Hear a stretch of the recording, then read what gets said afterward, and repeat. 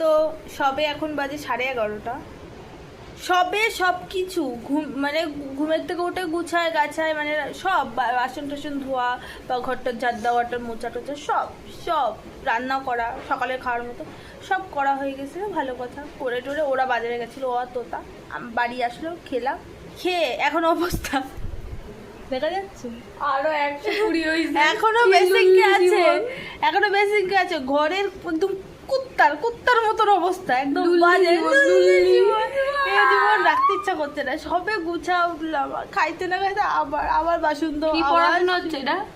তোমরা ভিডিও করছো কেন? তোর কি অসুবিধা হচ্ছে? তোমাদের ঘরে তোমাদের এ দেখা ওটা দেখা পড়াশোনা।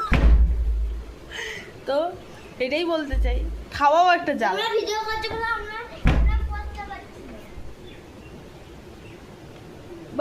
বাবাই দেখো। তো এটাই আমি বলবো, খাওয়াও একটা জ্বালা, খাইলেই ঝামেলা। সবে পুরো ঘর পরিষ্কার পরিচ্ছন্ন হয়ে গেছিল।